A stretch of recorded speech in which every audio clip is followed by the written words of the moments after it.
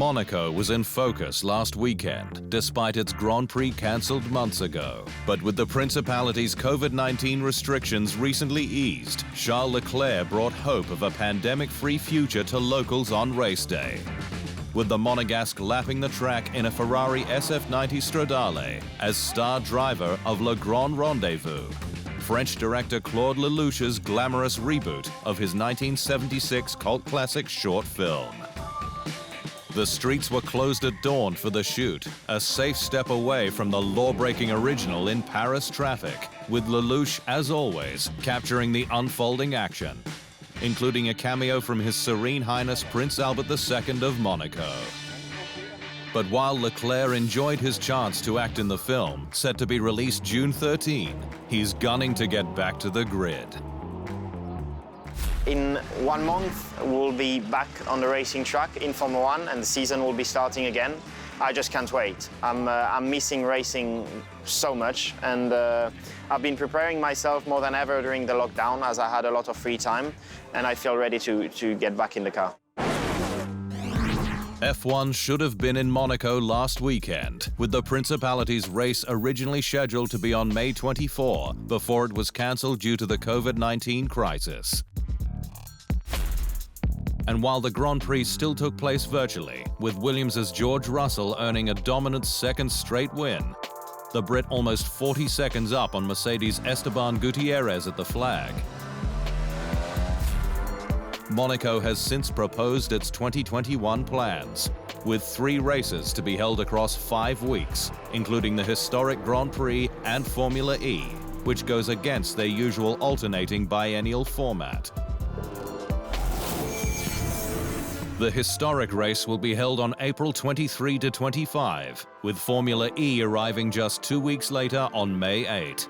The 78th Monaco Grand Prix is then penciled in for May 20 to 23, with the calendar still to be confirmed. F1's shortened 2020 season is set to dawn at Austria's Red Bull Ring on July 5. But the calendar beyond that remains in flux, with the British and American rounds under threat. Silverstone was expected to host 2 rounds, following Austria's back-to-back, but a new 14-day quarantine measure to be introduced in the UK from June 8 could not only see it replaced, but force a shake-up of the draft calendar that features numerous back-to-back events, forcing F1 to stay on the road or return and isolate. But the United States Grand Prix on October 25 also remains in question, with Austin public health officials uncertain as to whether the race can go ahead, with mass gatherings such as at the Circuit of the Americas, with more than 2,500 attendees likely on hold until 2021. F1 has taken another big step towards a more level playing field, with the teams green-lighting the required changes, including a cost cap glide path. The path will see the cap reduce from $145 million in 2021 to $140 million as F1's brave new era comes in, before another drop to $135 million that will be in place from 2023 to 2025. While teams down the back of the grid have been handed a real chance to fight back, with a sliding scale of extra development time from 2021, plus the use of open-source parts. The reigning world champion will receive 90% of the development time, with each position down earning an extra 2.5%, with a more aggressive scale for 2022 providing real assistance. Sebastian Vettel's future in F1 beyond Ferrari remains in question, with the 4-time world champion yet to secure a competitive drive for 2021 and limited options available. Given the top teams are all built around a #1 star, with Mercedes expected to retain Lewis Hamilton, Max Verstappen confirmed at Red Bull, and Ferrari backing young gun Charles Leclerc, who will be partnered by Carlos Sainz for the Scuderia's youngest lineup since 1968's duo of Chris Amon and Jackie Ickx, who took the Prancing Horse's sole win that year in France. Should Vettel want to stay on the grid, his last real option remains at Renault, alongside Frenchman Esteban Ocon, for midfield success. Alfa Romeo Racing's Antonio Giovinazzi may have missed out on a seat at Ferrari, but he believes all he needs to do is keep delivering results for his chance in Rosso Corsa Red. The Italian from Martina Franca is a Ferrari protege and races for its close paddock ally Alfa Romeo, but was passed over in favor of Carlos Sainz for 2021, with the Scuderia needing an established driver to back up talented Monegasque Charles Leclerc. But Giovinazzi, speaking exclusively with the inside line, believes his time with Ferrari will come. To race with them will be another step, but now I'm focused just on my job.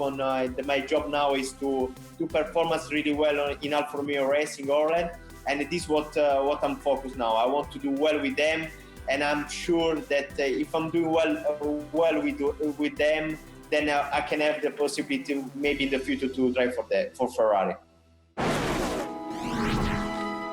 Last week marked 1 year since the death of F1 legend Niki Lauda, the great three-time champion of the world, who passed away peacefully on May 15, 2019, aged 70, following a period of ill health. But his memory lives on, with Lauda's astonishing comeback just 42 days after his fiery crash at the Nürburgring in 1976, considered the greatest in sport, one covered in graphic detail by Hollywood film Rush. When I was fighting for my life, the hospital, the whole thing, how I looked after the race when people were shocked to see me again, this kind of thing I could not understand in these days, and I thought it was very unpolite and hurting the way they look at me. But when I saw the movie the first time, I understood why the people looked so funny at me, because I really looked terrible. Incredibly, Lauda went from the edge of death back to the top step of the podium, and ultimately another 2 world championships, with Ferrari and again in 1984 with McLaren, for the closest ever title result against teammate Alain Prost, just half a point between them. Lauda's most recent influence came at Mercedes Grand Prix, where he was non-executive chairman, and crucially convinced now 6-time world champion Lewis Hamilton to jump ship from McLaren. I just remember being home during the day, having a call from Niki, and he's trying to convince me to come to the team. And it was very cool to have a call from a world champion and an icon like Niki. Lauda may be gone, but his greatness as a straight-talking Austrian who always pushed for perfection will forever be revered. Lewis Hamilton has opened up on his journey to becoming a 6-time F1 world champion, the Brit revealing that the confidence he gained early on behind the wheel helped him to confront bullies at school. Hamilton began go-karting aged 8 in 1993, when he won races and cadet class championships, success that built him up to make his own way, despite being smaller than other kids. When I get in the car, I was able to put out my elbows and stand up for myself. And then eventually I got confidence. I was able to help stand up for others that were getting bullied in school, because I went to karate and I got black belt. I could whoop someone's butt, which was amazing. That confidence has helped to mold Hamilton into one of the world's top athletes, the Brit aiming for a record-equaling 7th F1 crown. It's given me so much confidence. I get in the car, put this helmet on, and I'm able to be whoever I want to be. I can be Superman under that helmet if I want to be, you know? Mercedes team principal Toto Wolff feels plenty of national pride, with F1's shortened 2020 season scheduled to kick off at Austria's Red Bull Ring in just over 5 weeks' time. F1's visit will mark the 33rd and 34th World Championship editions of the Austrian race, all but one of which have been held at the Spielberg track in its various layouts. Starting the season there makes me very proud that Austria will be the season opener, and doing it on 2 consecutive weekends. So finally we get 2 races done, and I'm very much looking forward to it. Wolff knows the Styrian track well, having cut his teeth around its curves, but knows Mercedes has work to do in being competitive there, with Red Bull's Max Verstappen having won the last 2 events. I know the circuit extremely well because I did 1,000 laps there as a racing driver and as an instructor. I lived in Spielberg whilst being a junior driver, and it feels a little bit like a second home. I love Styria and many fond memories from the place.